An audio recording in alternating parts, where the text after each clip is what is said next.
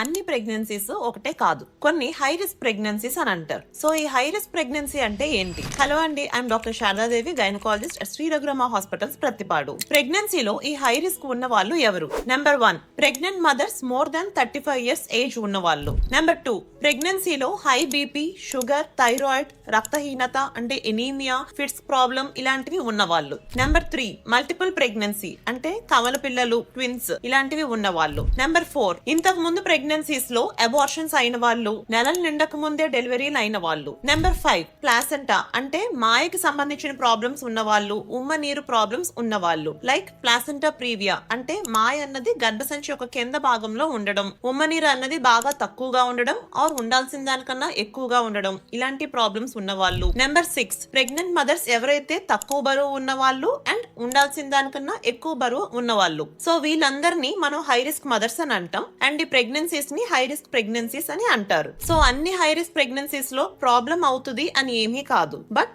ఈ high risk ప్రెగ్నెన్సీలో ఉన్న వాళ్ళు డెఫినెట్ గా ఫ్రీక్వెంట్ గా చెకప్స్ అన్నవి చేయించుకోవాలి అండ్ మీ డాక్టర్ అడ్వైస్ చేసినట్టు హెల్దీ లైఫ్ స్టైల్ మెయింటైన్ చేస్తూ మెడికేషన్స్ అన్నవి యూస్ చేయాలి, అంటే ట్రీట్మెంట్ తీసుకోవాలి. ఈ జాగ్రత్తలు తీసుకుంటే ఈవెన్ ఈ హై రిస్క్ కేటగిరీలో ఉన్న ప్రెగ్నెన్సీస్ అన్ని కూడా గుడ్ అవుట్కమ్ అన్నది ఉంటుంది and healthy mother and healthy బేబీని మనం పొందొచ్చు. Thank you.